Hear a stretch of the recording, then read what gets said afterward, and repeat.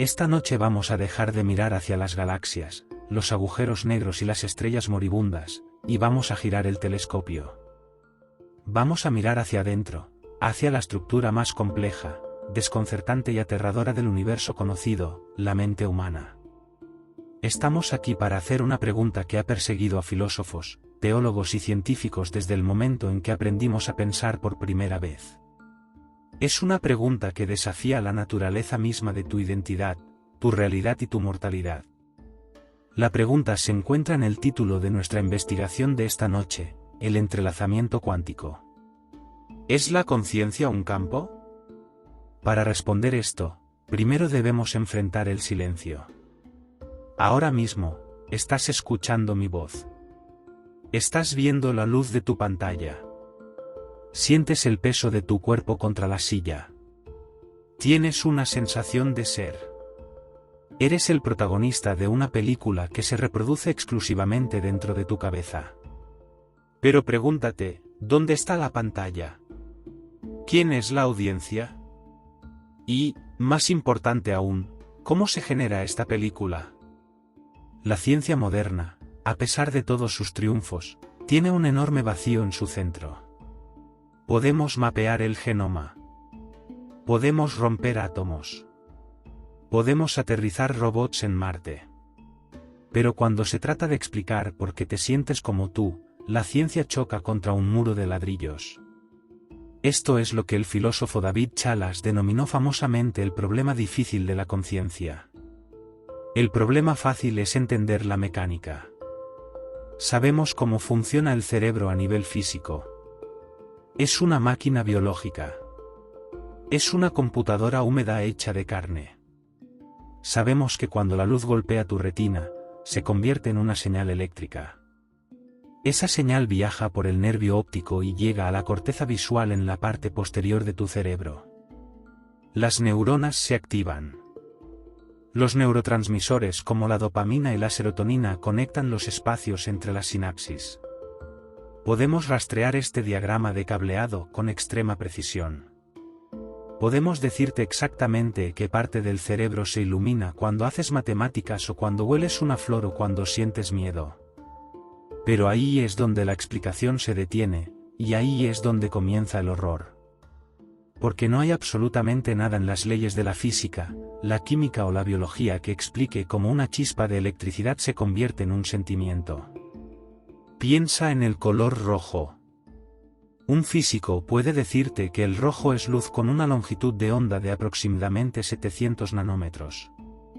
Un neurocientífico puede decirte que cuando esa longitud de onda golpea tu ojo, un patrón específico de neuronas se activa en tu cerebro, pero en ninguna parte de esa longitud de onda y en ninguna parte de esas neuronas activándose está la experiencia del enrojecimiento. El enrojecimiento no está en el fotón. El enrojecimiento no está en la célula cerebral. El enrojecimiento es un fantasma. Es una experiencia cualitativa, una cualidad que existe solo para ti. Si yo abriera tu cráneo ahora mismo y mirara dentro, no encontraría tus pensamientos. No encontraría la imagen de la habitación en la que estás sentado. No encontraría tus recuerdos de la infancia. Solo encontraría 3 libras de tejido gris gelatinoso pulsando en la oscuridad. Está en silencio. No siente. Es solo materia. Y, sin embargo, de alguna manera, de esa esponja húmeda, silenciosa y oscura surge la sinfonía de la existencia. ¿Cómo crea la materia la mente? ¿Cómo una colección de iones de sodio y potasio fluyendo a través de una membrana crea la agonía del desamor? ¿El concepto abstracto de justicia o el terror de la muerte? Este es el problema difícil, y cuanto más piensas en ello, menos sentido tiene. Según toda lógica, deberíamos ser zombis filosóficos.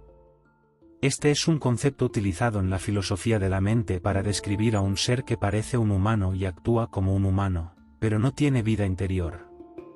Un robot puede ser programado para gritar si lo pellizcas. Tiene sensores que detectan daño en el tejido y tiene un altavoz que emite un sonido, pero el robot no siente dolor. Solo procesa datos. La pregunta aterradora es, ¿por qué no somos zombies?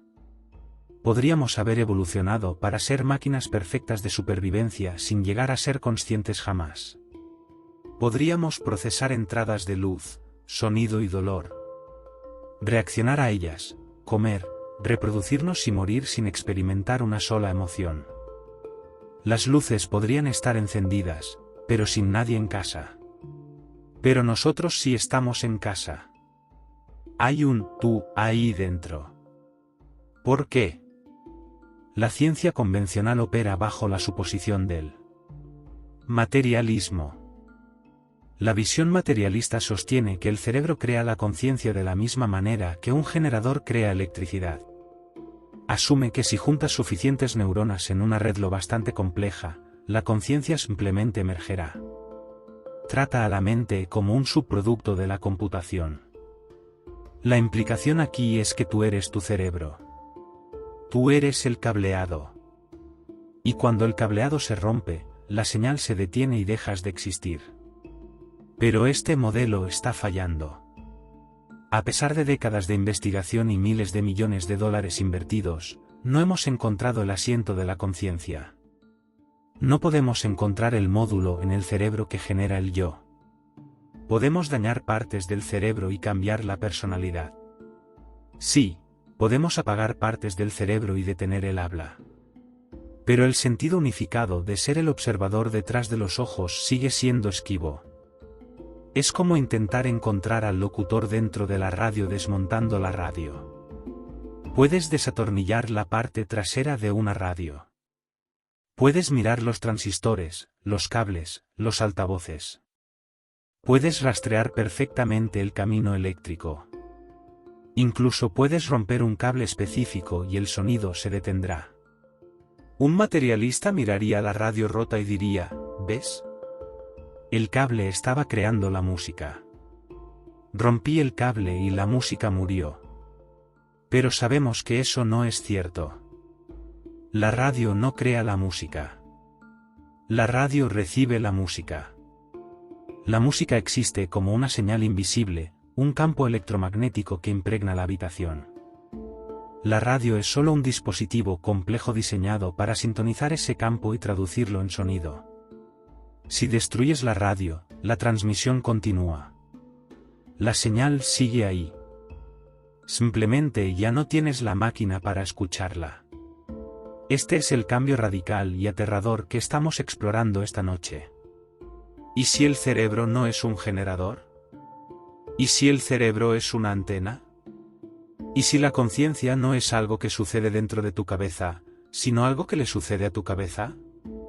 Esta hipótesis cambia fundamentalmente nuestro lugar en el universo. Si el cerebro es un receptor, entonces tú no eres las neuronas. Tú eres la señal. La evolución biológica del cerebro humano no consistió en construir una computadora para fabricar una mente. Consistió en construir un receptor lo bastante sensible como para sintonizar una frecuencia fundamental del universo. Esto encaja con la extrañeza de nuestra experiencia subjetiva. A menudo sentimos que nuestros pensamientos nos llegan en lugar de venir de nosotros. Los artistas y los músicos hablan de la inspiración como si fuera una transmisión que simplemente lograron captar. Hablamos de perdernos en un momento o de sentirnos conectados con algo más grande. Tal vez esas no sean metáforas. Si la teoría del receptor es cierta, resuelve el problema difícil eliminándolo por completo. No tenemos que explicar cómo la materia crea la mente porque la materia no crea la mente. La mente ya está ahí. La mente es una propiedad fundamental del universo, como la gravedad, como el electromagnetismo, como el propio espacio-tiempo. Estamos nadando en un mar de conciencia. Y nuestros cerebros son solo pequeños recipientes que recogen una porción de esa agua y le dan una forma. Pero esta solución trae consigo un nuevo conjunto de pesadillas. Si la conciencia es un campo, entonces los límites del yo son una ilusión. En un mundo materialista, tú eres un castillo fortificado y separado de todos los demás. Tus pensamientos son privados. Tu existencia está contenida dentro de tu cráneo. Pero en una teoría de campo, tú no eres un castillo. Eres una ventana. Eres una abertura a través de la cual el universo se está mirando a sí mismo. Y esto nos lleva al mecanismo. Si el cerebro es una antena, ¿cómo funciona? Una radio utiliza electrónica simple para captar ondas de radio. Pero el cerebro es húmedo, cálido y desordenado. Durante años, los físicos descartaron la idea de que el cerebro pudiera interactuar con campos cuánticos. Decían que el cerebro era demasiado ruidoso. Decían que los estados cuánticos son delicados. Requieren temperatura de cero absoluto y vacío para existir. Decían que dentro del entorno caótico de una célula viva, cualquier conexión cuántica sería destruida instantáneamente. Llamaron al cerebro una computadora húmeda y dejaron el tema ahí. Nos dijeron que solo éramos máquinas biológicas destinadas a pudrirnos. Pero estaban mirando en el lugar equivocado. Estaban mirando las neuronas, los grandes cables del cerebro. Deberían haber mirado más profundo. Deberían haber mirado dentro de las células, en el andamiaje microscópico que sostiene unido el propio tejido de la vida. Descubrimientos recientes han comenzado a sugerir que la biología es mucho más cuántica de lo que jamás nos atrevimos a imaginar. Hemos visto a las aves usar el entrelazamiento cuántico para navegar los campos magnéticos de la Tierra. Hemos visto a las plantas usar el túnel cuántico para recolectar la luz solar con casi un 100% de eficiencia. La evolución, al parecer, dominó la mecánica cuántica miles de millones de años antes de que nosotros siquiera inventáramos la palabra. Entonces, ¿es posible que el cerebro humano, el objeto más complejo del cosmos, también sea un dispositivo cuántico? ¿Es posible que, en lo profundo de la maquinaria húmeda de nosotros mismos, exista un componente que actúe como un puente entre el mundo físico y el campo no físico de la conciencia? Para responder a esto, tenemos que hacernos pequeños. Tenemos que ir más allá de la neurona, más allá de la sinapsis, descendiendo hasta el oscuro sótano subatómico de la mente. Tenemos que mirar una teoría que alguna vez fue ridiculizada, pero que ahora regresa para perseguir la visión materialista del mundo. Esta noche vamos a explorar la posibilidad de que tu mente no esté en tu cabeza. Vamos a observar la evidencia que sugiere que eres un fantasma en una máquina recibiendo una transmisión desde una fuente que existe en todas partes y en ninguna al mismo tiempo. Estamos a punto de cruzar el puente entre la ciencia y el alma. Y una vez que crucemos ese puente, la forma en que miras tu propio reflejo en el espejo nunca volverá a ser la misma. El silencio detrás de tus ojos está a punto de volverse muy ruidoso. Para entender el mecanismo que podría permitir que la conciencia exista fuera del cráneo, primero debemos romper las leyes de la física tal como las entiendes.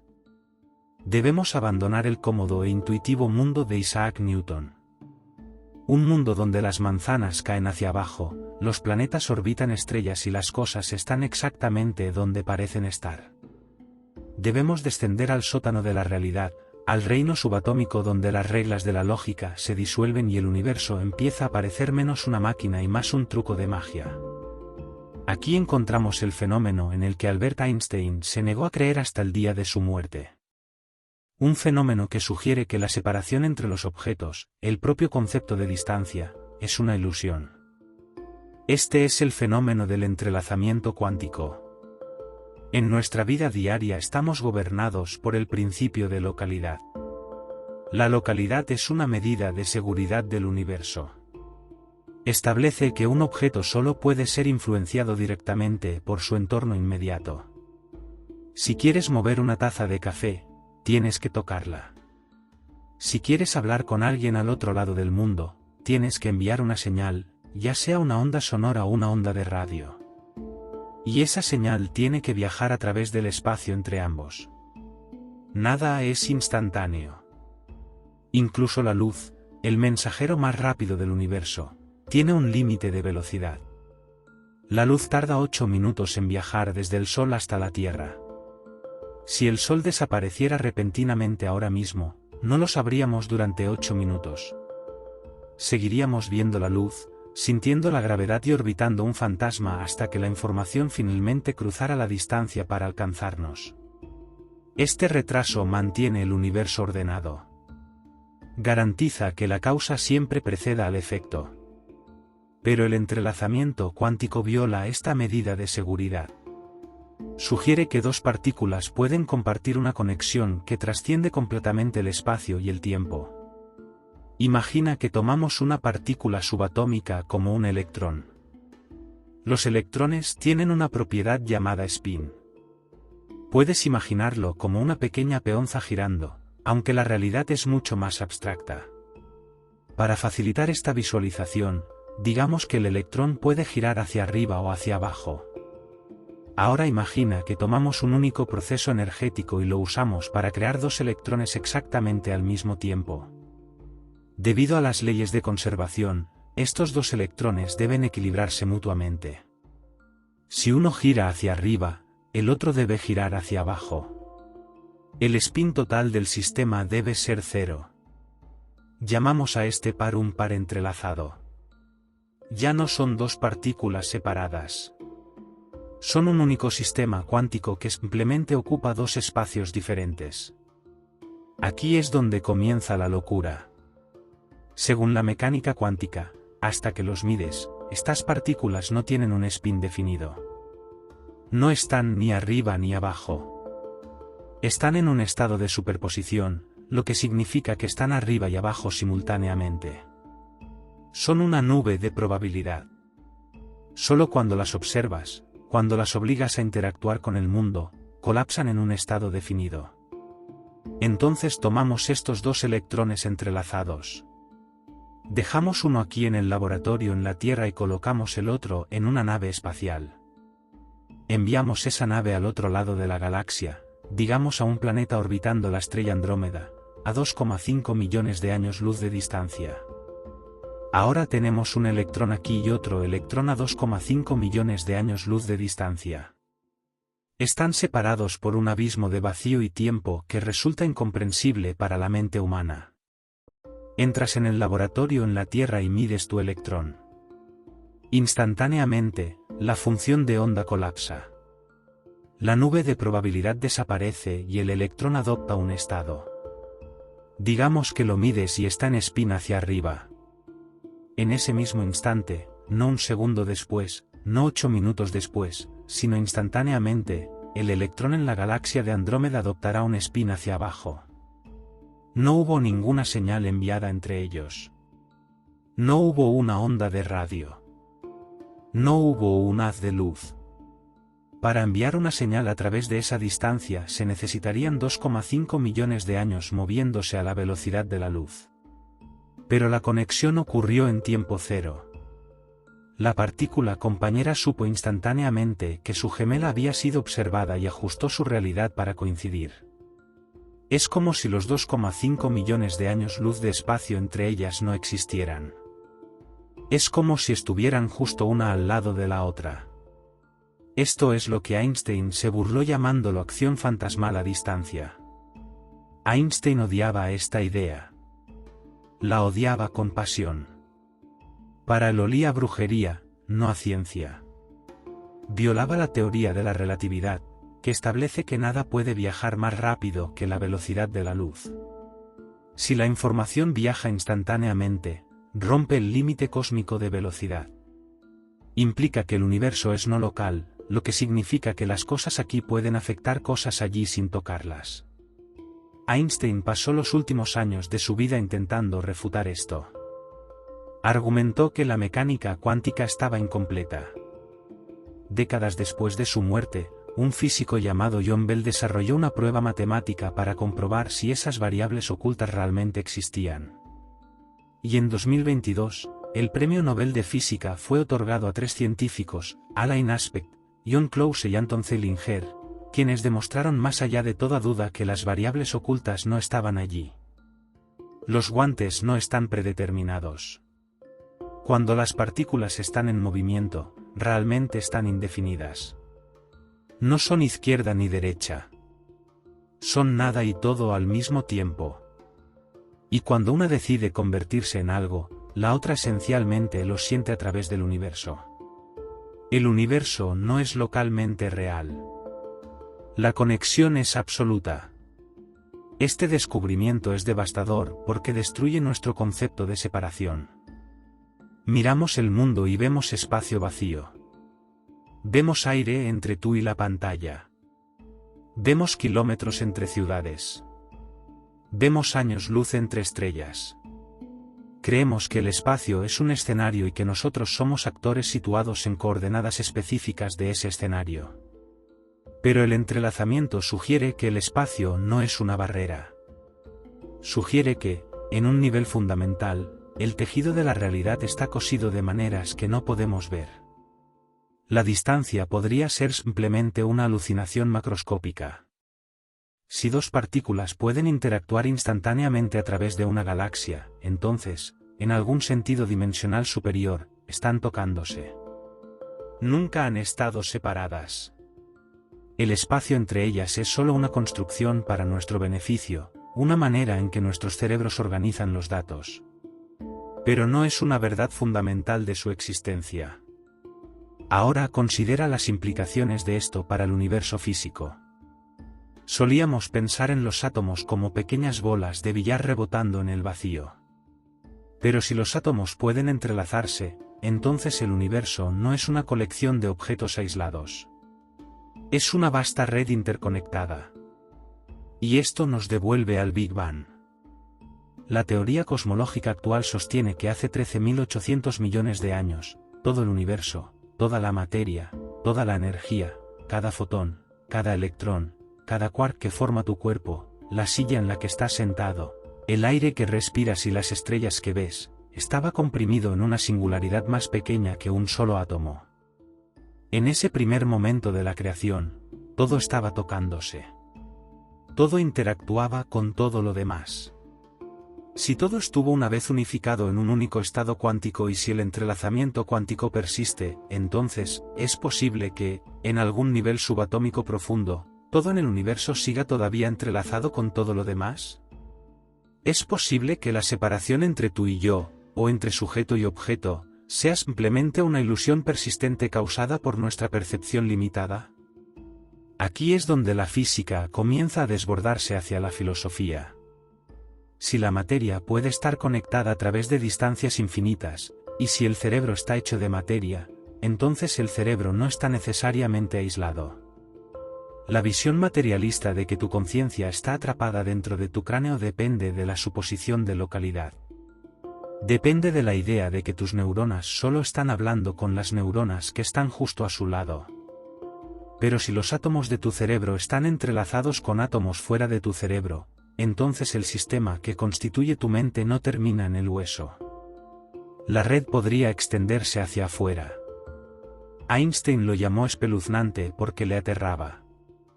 Le aterraba porque significaba que no somos observadores independientes mirando el universo desde fuera. Significaba que estamos tejidos dentro de él. Significaba que el acto de observar cambia lo observado sin importar qué tan lejos esté. Implicaba un universo holístico, instantáneo e inquietantemente receptivo. Este es el mecanismo que necesitábamos. Si estamos buscando una manera de explicar cómo la conciencia podría ser un campo, algo que está en todas partes y en ninguna, el entrelazamiento proporciona el precedente físico. Proporciona los cables para la radio universal.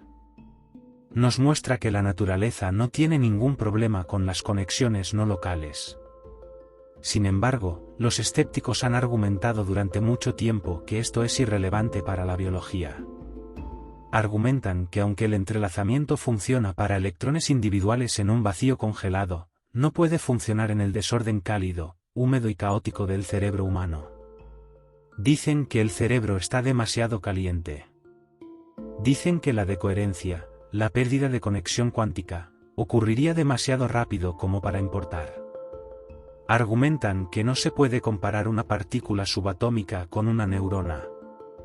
Pero la naturaleza tiene la costumbre de humillar a los escépticos. Así como una vez pensamos que las aves navegaban solo por la vista, hasta descubrir que leen los campos magnéticos de la Tierra, Ahora estamos descubriendo que la biología es mucho más elegante de lo que le habíamos dado crédito. Estamos descubriendo que la vida podría haber encontrado una forma de proteger estos frágiles estados cuánticos, de construir habitaciones silenciosas dentro del caos de la célula donde la acción espeluznante puede tener lugar. Y la búsqueda de esas habitaciones silenciosas nos lleva a una estructura específica. Una estructura que existe dentro de cada neurona de tu cerebro. Una estructura que se parece sospechosamente a un componente de computadora, pero que tiene miles de millones de años de antigüedad. Para entender cómo la radio recibe la señal, tenemos que mirar la antena. Tenemos que mirar los microtúbulos.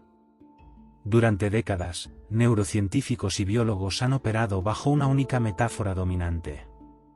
Es una metáfora que probablemente aprendiste en la escuela, una que aceptas como un hecho sin darte cuenta de que solo es un modelo. Es la metáfora de la computadora húmeda. La visión estándar de la neurociencia es que el cerebro humano es esencialmente una versión biológica de la computadora portátil que tienes frente a ti. Es una máquina hecha de carne. En lugar de chips de silicio, tiene neuronas. En lugar de cables de cobre, tiene axones. En lugar de electricidad corriendo por circuitos, tiene iones fluyendo a través de membranas. Y en lugar de código binario, ceros y unos, tiene potenciales de acción. Una neurona dispara o no dispara. Está encendida o apagada. Según esta visión, tu conciencia no es más que software. Es el resultado de un sistema de procesamiento masivamente paralelo. Eres un algoritmo funcionando sobre hardware orgánico. Cuando ves un rostro, tu cerebro no está experimentando realmente ese rostro. Simplemente está procesando datos visuales, comparándolos con una base de datos de recuerdos almacenados y produciendo una señal de reconocimiento. Cuando te enamoras, no estás conectando con otra alma. Tu cerebro simplemente está liberando un cóctel específico de dopamina y oxitocina para fomentar la reproducción basándose en una probabilidad calculada de compatibilidad genética. Es una explicación fría, mecánica y eficiente. Encaja perfectamente con la visión materialista del mundo. Sugiere que si simplemente pudiéramos construir una computadora lo suficientemente poderosa, una con tantos transistores como neuronas tenemos nosotros, eventualmente despertaría y diría hola. Pero hay un problema. En realidad, hay varios problemas. A medida que observamos más de cerca el modelo de la computadora húmeda, comienzan a aparecer grietas en el chasis. Los números no cuadran. La velocidad no tiene sentido. Y la complejidad de la vida parece desafiar la simplicidad del interruptor. Veamos el mecanismo de la computadora húmeda, la sinapsis. La sinapsis es el espacio entre dos neuronas. Para que un pensamiento pase de una célula a otra, tiene que cruzar ese espacio. En el modelo estándar, este es un proceso químico. Una señal eléctrica viaja por el axón hasta la punta de la neurona. Allí desencadena la liberación de pequeños paquetes químicos llamados neurotransmisores. Estas sustancias químicas, serotonina, dopamina, glutamato, flotan a través del espacio como pequeños barcos cruzando un río.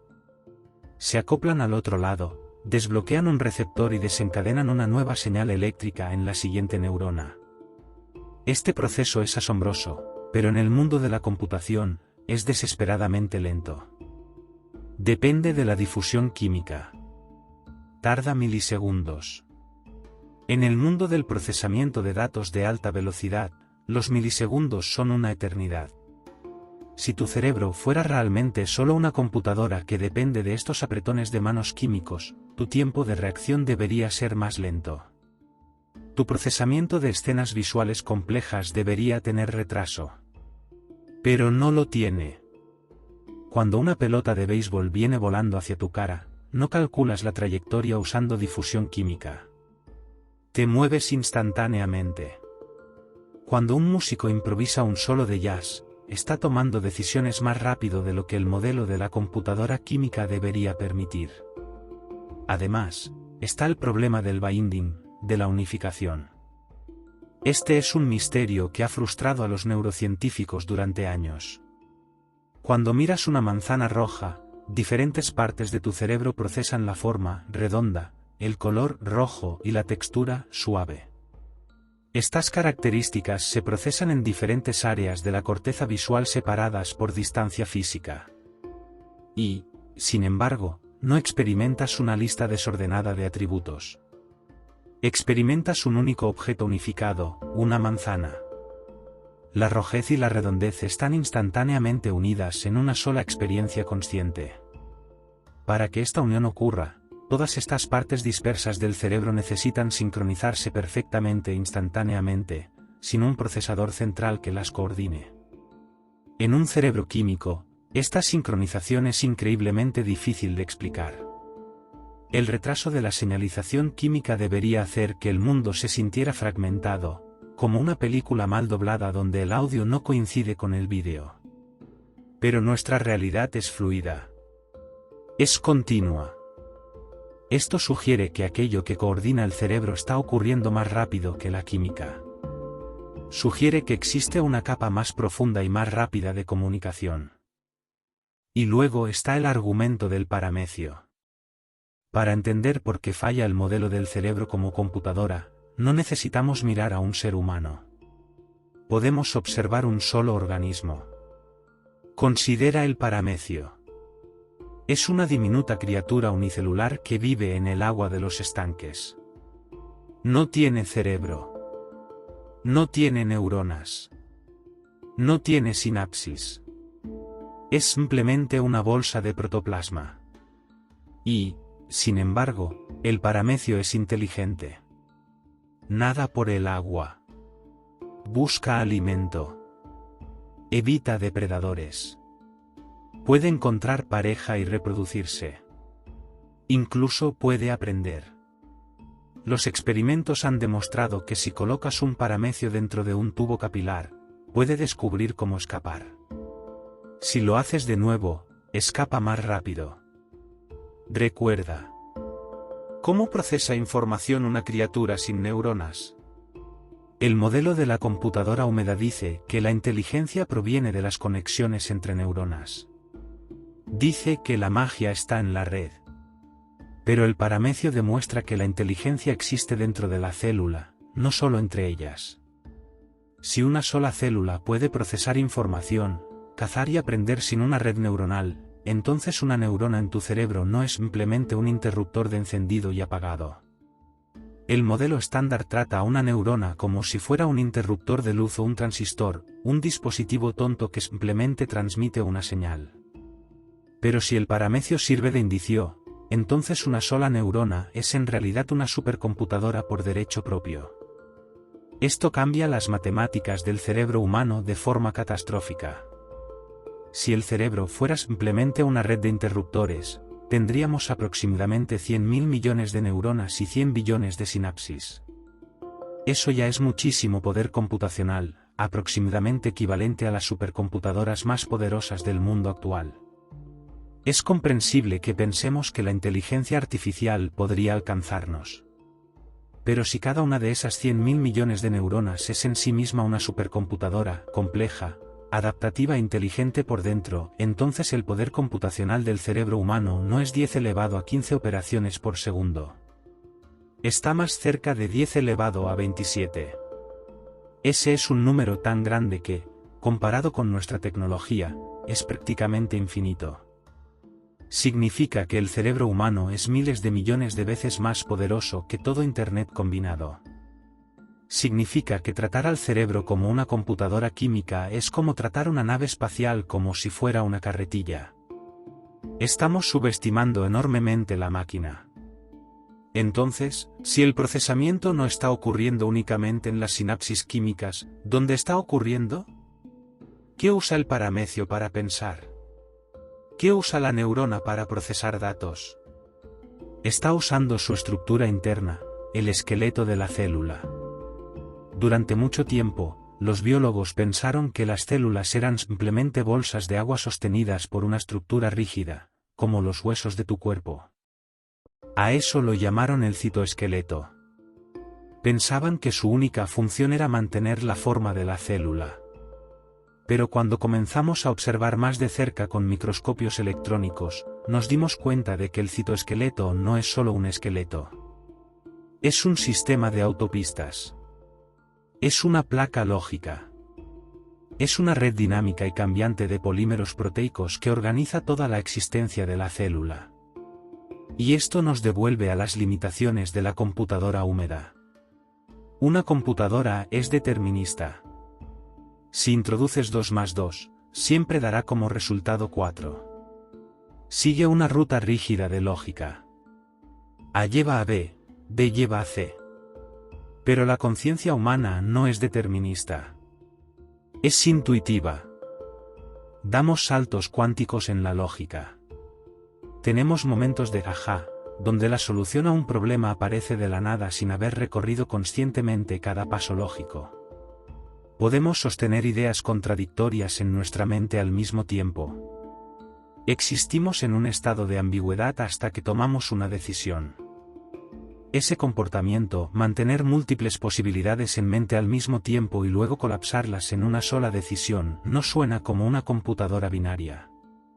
Una computadora binaria es 0 o 1. Pero una mente humana parece poder ser 0 y 1 al mismo tiempo. ¿Te suena familiar? Esa es exactamente la definición de una superposición cuántica. En una computadora cuántica, un qubit puede estar en ambos estados simultáneamente hasta que es medido. Eso permite que una computadora cuántica resuelva problemas que una computadora clásica tardaría 1000 millones de años en resolver. No revisa cada camino uno por uno. Recorre todos los caminos al mismo tiempo. ¿Es posible que el cerebro esté haciendo eso? ¿Es posible que la razón por la que somos mucho más inteligentes de lo que nuestro hardware químico debería permitir sea que estamos utilizando mecánica cuántica para procesar información? Si el cerebro es un dispositivo cuántico, eso explica la velocidad. El colapso cuántico es instantáneo. Explica el problema del binding. En un sistema cuántico, todas las partes están entrelazadas. Son matemáticamente un solo objeto. Explica la unidad de la experiencia. Pero esta propuesta fue ridiculizada durante décadas. Los físicos decían que el cerebro era demasiado húmedo y demasiado caliente. El ruido térmico. El calor del cuerpo haría vibrar los átomos con tanta violencia que cualquier estado cuántico delicado sería destruido en femtosegundos. Decían que no se puede tener una computadora cuántica dentro de un plato de sopa caliente. Exigían una estructura. Decían, muéstrennos el hardware. Muéstrennos la parte del cerebro que podría proteger un estado cuántico del caos del cuerpo. Esperaban que no encontráramos nada. Esperaban que el cerebro fuera solo lodo y electricidad. Pero encontramos algo. En lo profundo de la neurona, dentro de ese citoesqueleto que ignoramos durante tantos años, hay una estructura que parece sospechosa. Es una estructura perfectamente geométrica. Es un tubo hueco organizado en una red que se asemeja al código de una computadora. Se encuentra en cada neurona, en cada cerebro, en cada criatura con conciencia. Se llama microtúbulo. Y cuando comenzamos a simular cómo se comportan estos microtúbulos, descubrimos que comparten propiedades inquietantemente similares con los sistemas que estamos intentando construir en nuestros laboratorios cuánticos de alta tecnología. Descubrimos que la naturaleza podría haber construido un receptor cuántico mucho antes de que nosotros siquiera supiéramos lo que era un cuanto. La computadora húmeda es un mito. No eres una máquina de carne procesando señales químicas. Eres algo mucho más elegante, mucho más complejo y mucho más misterioso. Eres un resonador cuántico biológico. Eres una máquina diseñada no para calcular, sino para conectar. Y en la siguiente parte, vamos a observar los planos de esa máquina. Vamos a sumergirnos en el microtúbulo, el pequeño túnel cristalino dentro de tus células donde el fantasma en la máquina podría realmente vivir. Para entender la posible maquinaria del alma, debemos observar una de las asociaciones más improbables en la historia de la ciencia. Por un lado, tenemos a Sir Roger Penrose, físico ganador del Premio Nobel, un hombre que pasó su vida estudiando la geometría de los agujeros negros y la estructura del espacio-tiempo. Por otro lado, tenemos a Stuart Hameroff, un anestesiólogo, un médico cuya carrera entera estuvo dedicada al negocio práctico de dejar inconscientes a las personas y luego traerlas de vuelta. Uno se ocupa de las estructuras más grandes del cosmos. El otro se ocupa de la química microscópica del sueño. Su punto de encuentro es una teoría controvertida, elegante y desconcertante conocida como Orchor, reducción objetiva orquestada. Esta teoría propone que el cerebro humano no es una computadora biológica, sino un instrumento cuántico biológico. Y afirma haber encontrado el hardware responsable de este milagro. Una estructura microscópica escondida a plena vista dentro de cada neurona, conocida como el microtúbulo. La historia comienza con un problema que Penrose no podía sacarse de la cabeza.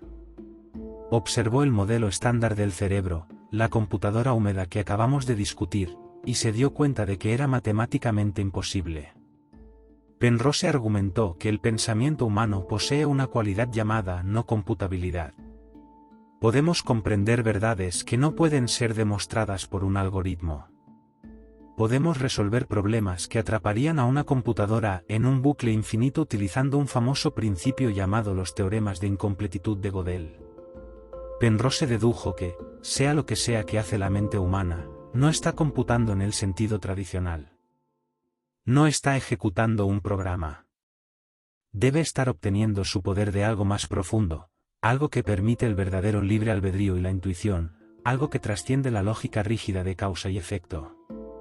Miró las leyes de la física y se dio cuenta de que el único lugar donde existe la no computabilidad es en el colapso de la función de onda cuántica. Ese momento en que una partícula elige un estado. Ese momento de verdadera aleatoriedad y potencial. Penrose especuló que el cerebro debía estar aprovechando ese colapso cuántico. Pero tenía un problema. No sabía dónde en el cerebro podía ocurrir algo así. Era físico, no biólogo. Necesitaba una estructura. Entonces apareció Stuart Hameroff. Mientras Penrose observaba las matemáticas, Hameroff observaba la fontanería. Como anestesiólogo, Hameroff estaba obsesionado con una pregunta simple: ¿cómo funciona la anestesia? Bombardeamos los pulmones de un paciente con un gas y su conciencia simplemente se apaga. El cerebro no muere. Las neuronas siguen disparando. El corazón sigue latiendo. Pero el observador, la persona que siente el dolor y sueña los sueños, desaparece. Y cuando dejamos de administrar el gas, regresa. Hameroff se dio cuenta de que la mayoría de las teorías sobre la anestesia estaban equivocadas. Asumían que el gas actuaba sobre la membrana de la neurona bloqueando las señales eléctricas. Pero Hameroff descubrió que la anestesia funciona incluso en organismos unicelulares como las amebas, que no tienen neuronas. Actúa sobre la estructura interna de la célula. Actúa sobre el citoesqueleto. Específicamente, descubrió que las moléculas de los gases anestésicos se unen perfectamente a las proteínas que forman los microtúbulos. Cuando Hameroff leyó el trabajo de Penrose, comprendió que tenía la pieza faltante del rompecabezas. Penrose necesitaba una computadora cuántica dentro del cerebro. Hameroff había encontrado una estructura cristalina que dejaba de funcionar exactamente cuando la conciencia se detenía. Miremos de cerca esa estructura. Los microtúbulos no son simples vigas de soporte aleatorias. Son hermosos cilindros huecos hechos de una proteína llamada tubulina. Estas proteínas de tubulina están organizadas en una red perfecta en espiral alrededor del centro hueco. La geometría es increíblemente precisa, siguiendo la secuencia de Fibonacci, la geometría sagrada de la naturaleza que aparece en los girasoles y en las galaxias. En la teoría Orchor, estas proteínas de tubulina actúan como qubits, bits cuánticos. En una computadora estándar, un bit es un interruptor que es 0 o 1. En el microtúbulo, la proteína de tubulina puede existir en dos formas distintas, dos conformaciones. Pero debido a su estructura atómica, también puede existir en una superposición cuántica de ambas formas al mismo tiempo. Imagina el microtúbulo como una larga flauta hueca.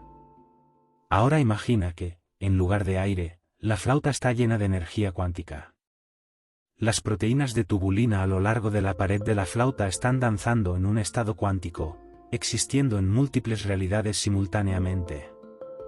Están aisladas del ruido del resto del cerebro, protegidas dentro del núcleo hueco del cilindro.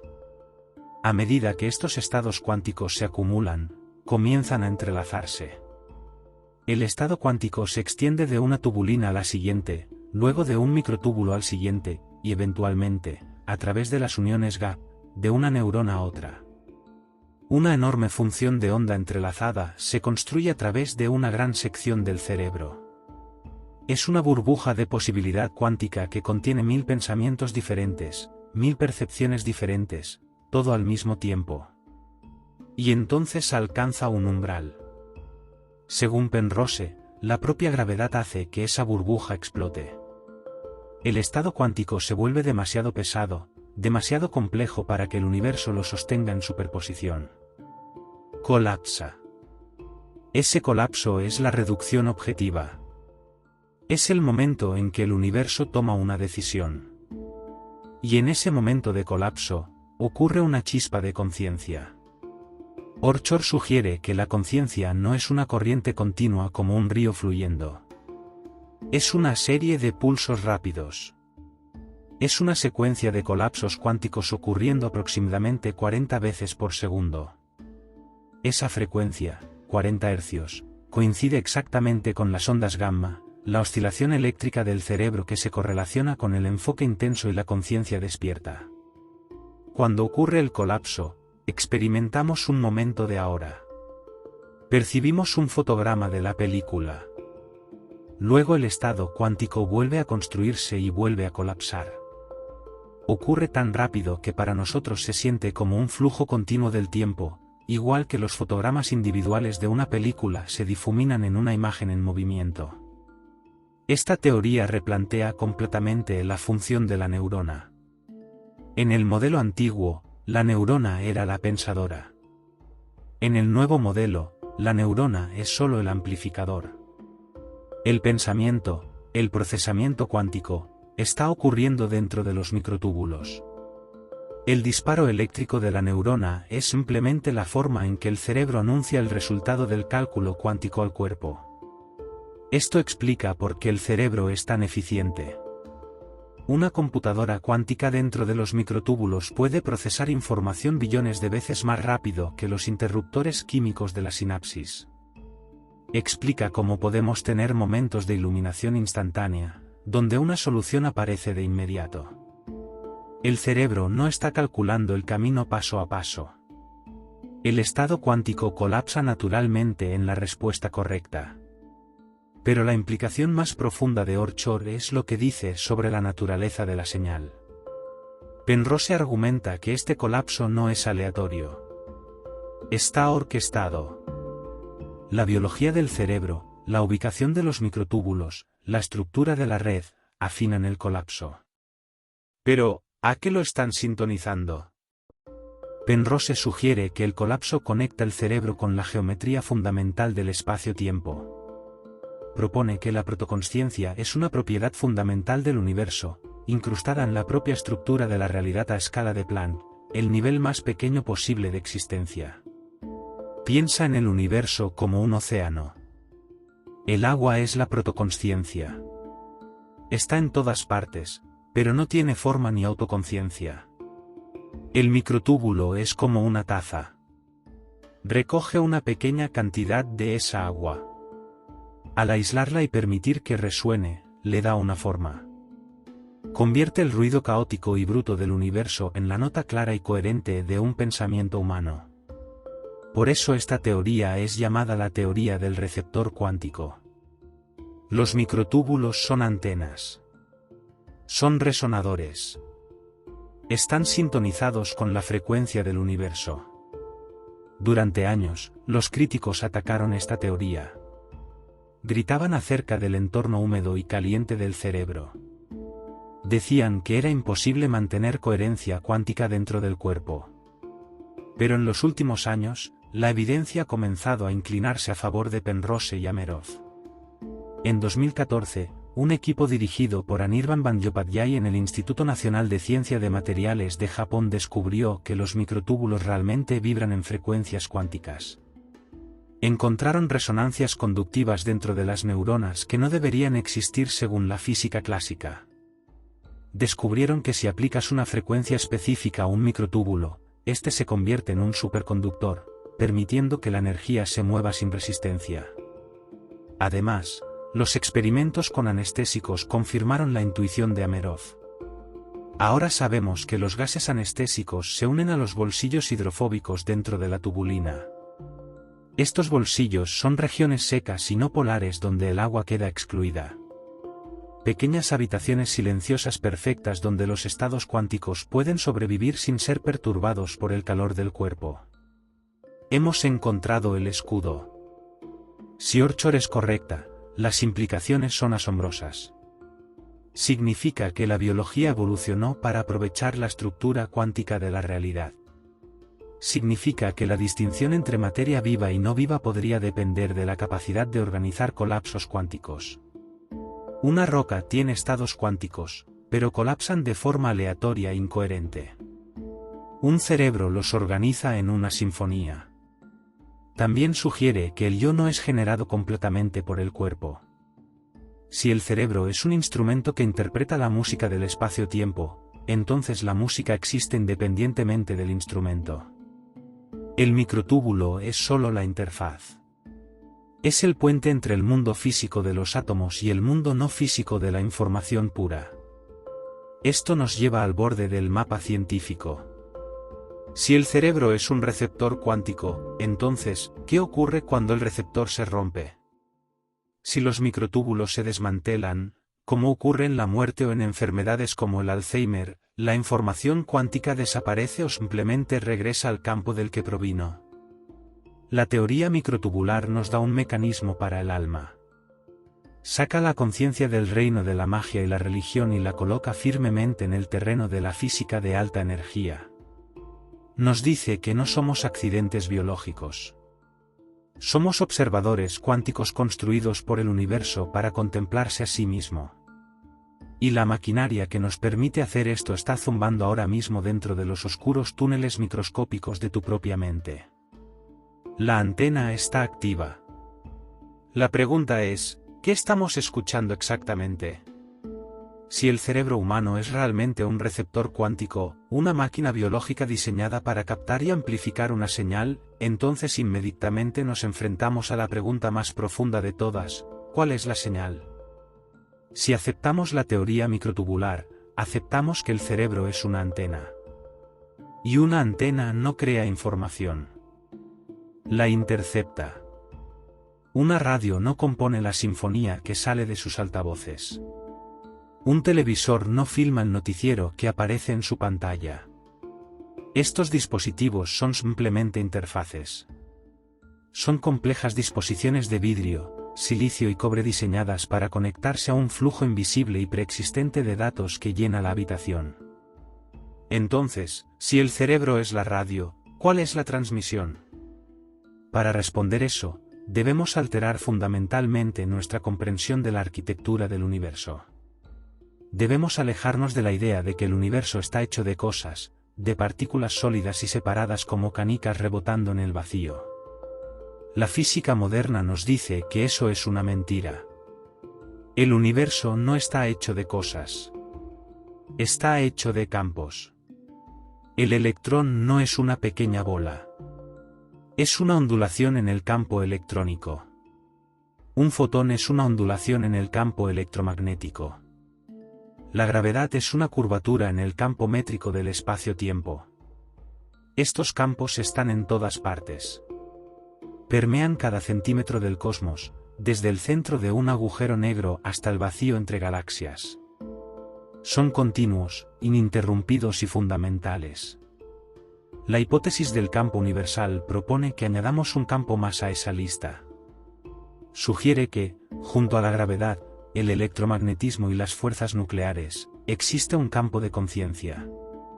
Este campo sería una propiedad fundamental del universo, existente en todas partes y en todo momento. No es generado por la biología. No necesita un cerebro para existir. Del mismo modo que la gravedad no necesita un planeta para existir. La gravedad siempre está ahí, un planeta simplemente la revela al curvarla. De la misma manera, el campo de conciencia siempre está ahí. Un cerebro simplemente lo revela al sintonizarse con él. Esta hipótesis resuelve instantáneamente el problema difícil de la conciencia. No tenemos que averiguar cómo un trozo de carne crea la mágica sensación de ser, porque la carne no está creando nada. La sensación de ser es la propia estructura del universo. Piensa en el campo de conciencia como un vasto océano infinito de conciencia potencial. Es un zumbido estático de pura existencia. En ese estado no tiene personalidad, ni memoria, ni ego. Es simplemente la capacidad bruta de experimentar. Es la luz antes de atravesar el prisma. Tu cerebro, entonces, es el prisma. Es una apertura biológica.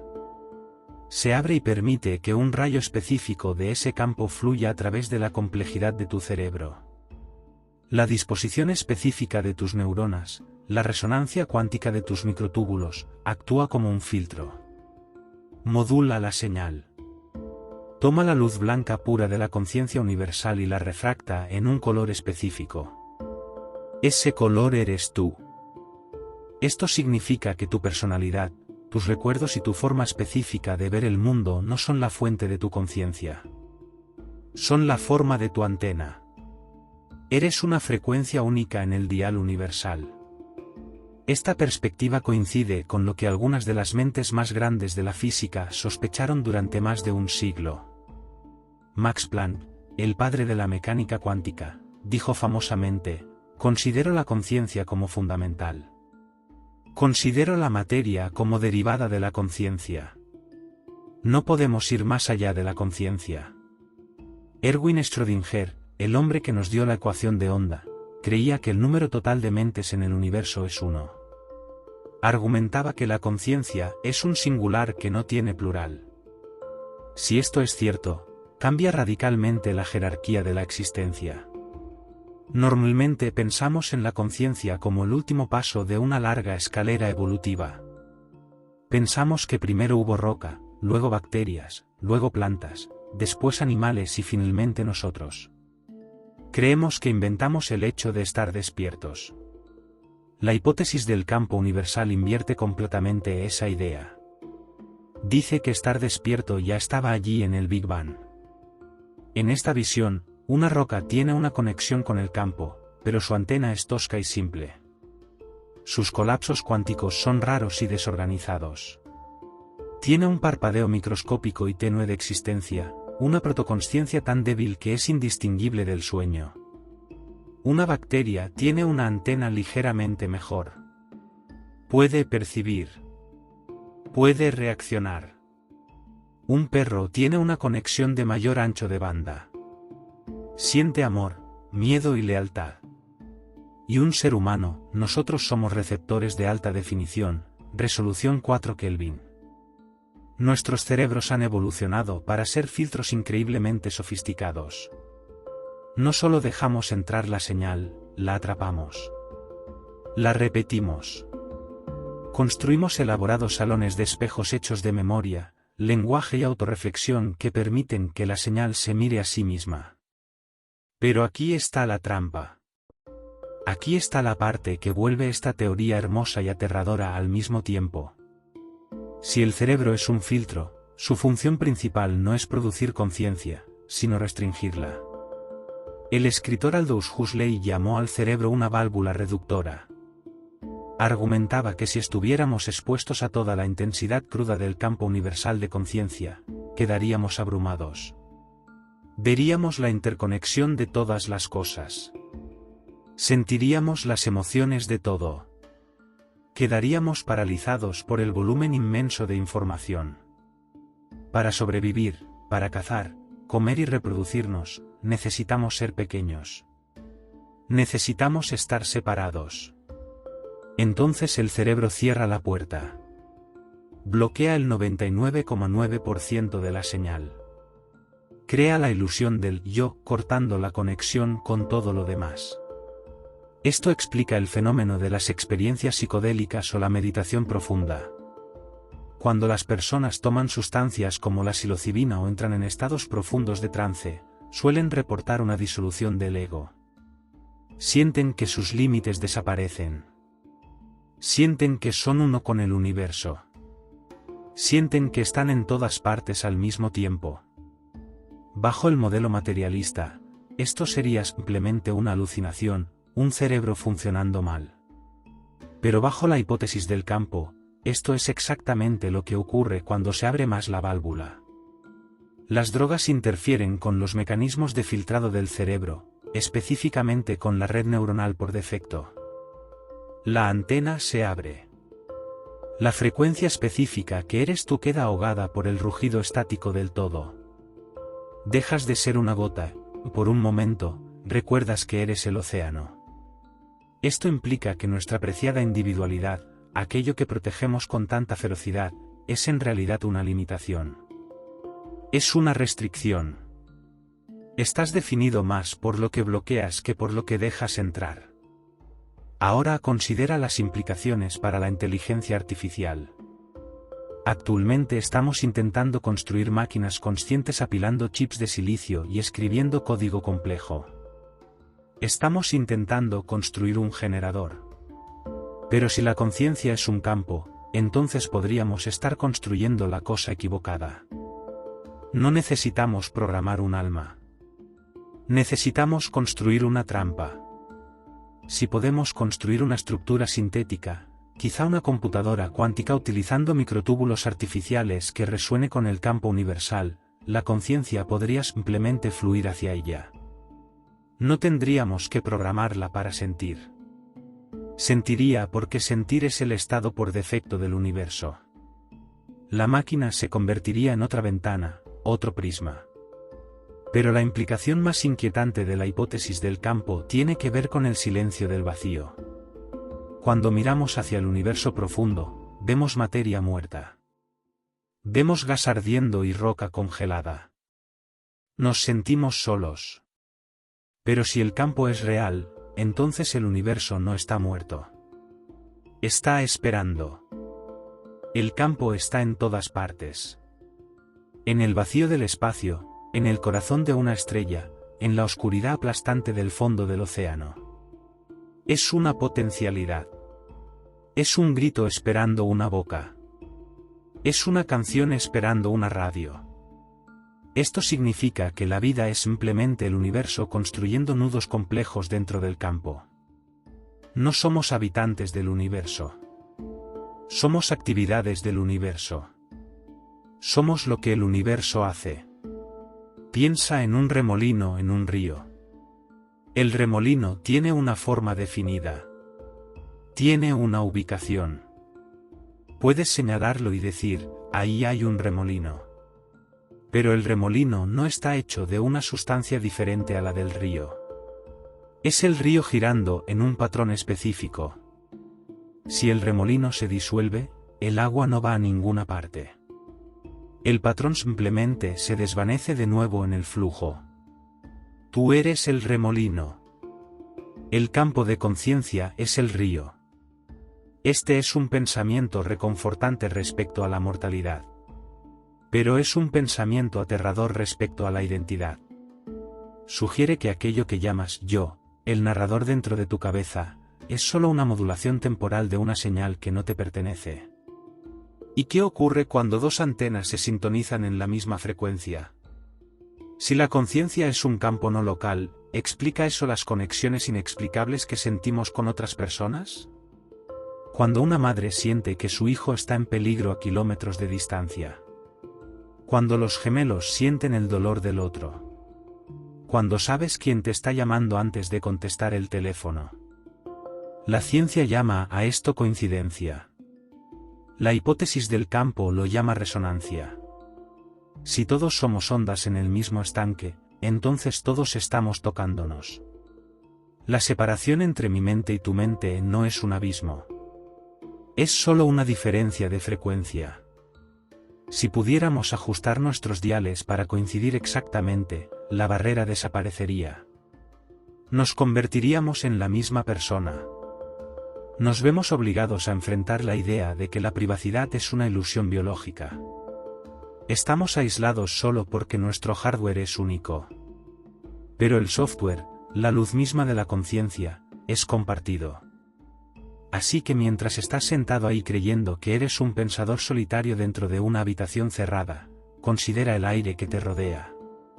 Considera las señales de Wi-Fi atravesando tu cuerpo, transportando internet, invisibles e intocables hasta que un dispositivo las capta. Ahora considera que tus pensamientos podrían ser iguales. No los estás generando. Los estás captando. Y esa estática que escuchas en los momentos de silencio, ese zumbido en tus oídos cuando el mundo está en calma, quizá no sea tinnitus. Quizás sea el sonido del universo esperando ser escuchado. No estamos solos en la oscuridad. Somos la oscuridad despertando para mirarse a sí misma. Y en la siguiente parte de nuestro viaje, exploraremos qué sucede cuando nos damos cuenta de que este campo no solo abarca el espacio, sino también el tiempo. Vamos a mirar el concepto de no localidad y por qué tu mente podría no estar anclada a la hora en absoluto. Si aceptamos la premisa de que el cerebro humano opera a nivel cuántico, que el asiento de tu conciencia es un campo resonante de partículas entrelazadas dentro de los microtúbulos de tus neuronas, entonces debemos aceptar una conclusión que viola todo lo que tu sentido común te dice sobre dónde estás. Estamos condicionados a creer que estamos ubicados específicamente y exclusivamente detrás de nuestros ojos y entre nuestros oídos. Sientes que estás dentro de tu cráneo mirando hacia el mundo a través de dos ventanas biológicas. Crees que tu mente está contenida dentro de la caja ósea de tu cabeza del mismo modo que el agua está contenida dentro de un vaso. Pero en el reino de la mecánica cuántica, los contenedores son un mito. Si la mente es un fenómeno cuántico, entonces la mente es no local. La no localidad es la característica definitoria del mundo cuántico. Como ya establecimos, las partículas pueden estar entrelazadas a través de enormes distancias, reaccionando entre sí instantáneamente. Pero esta propiedad implica algo aún más radical sobre la naturaleza de la ubicación misma. Sugiere que un objeto cuántico no tiene una sola ubicación definida hasta que es medido. Antes de ese momento, está extendido por el espacio. Existe en una nube de probabilidad. Está aquí, está allí y está en todas partes entre ambos puntos. Si la conciencia surge de ese estado, entonces tu mente no está atrapada dentro de tu cabeza. Tu cerebro es simplemente el ancla, el punto focal donde la densidad de la señal es más alta. Pero el campo de tu conciencia se extiende hacia afuera, desbordándose en el entorno que te rodea, desafiando los límites de tu piel. Este concepto de no localidad mental ofrece un marco aterradoramente racional para fenómenos que la ciencia tradicionalmente ha descartado como superstición, folclore o coincidencia. Durante siglos hemos reportado extrañas anomalías de conexión humana, la sensación de ser observado, la intuición del peligro, el vínculo psíquico entre gemelos. La ciencia materialista descarta todo esto como sesgo de confirmación. Pero si lo observamos a través de la lente del entrelazamiento cuántico, deja de parecer magia y comienza a parecer mecánica. Considera el fenómeno de la escopestesia, o el efecto psíquico de ser observado. Es una sensación que casi todo el mundo ha experimentado. Estás sentado en una habitación llena de gente o caminando por una calle oscura, de repente, el vello de la nuca se eriza. Sientes un pinchazo de ansiedad. Sientes una presión. Te giras y tus ojos se cruzan inmediatamente con alguien que estaba mirándote fijamente. Los biólogos evolutivos intentan explicarlo como un mecanismo de supervivencia. Tal vez escuchaste un sonido sutil o viste una sombra en tu visión periférica. Pero esa sensación a menudo ocurre en completo silencio, a través de un cristal o incluso a grandes distancias. Si tu mente es un campo cuántico, Esto tiene perfecto sentido. En mecánica cuántica, el acto de observar es un proceso activo. Observar una partícula es interactuar con ella. No puedes mirar algo sin tocarlo con un fotón, sin colapsar su función de onda. Si la conciencia es un campo, entonces cuando alguien enfoca su atención sobre ti, no estás simplemente recibiendo pasivamente la luz de tu cuerpo. Está dirigiendo su intención cuántica hacia ti. Está entrelazando su campo con el tuyo. La presión que sientes es la colisión de funciones de onda. Es el sutil patrón de interferencia subatómica causado por otro observador consciente obligando a tu realidad a colapsar en un estado específico. Sientes sus ojos porque, a nivel cuántico, realmente te están tocando. La mirada es una fuerza física. Esto implica que estamos constantemente atravesando la producción mental de las personas que nos rodean. No somos islas aisladas. Caminamos a través de una niebla de intenciones ajenas. En una ciudad abarrotada, estás siendo bombardeado por el ruido cuántico de 1 millón de otras mentes. Donde acaba de ocurrir una discusión.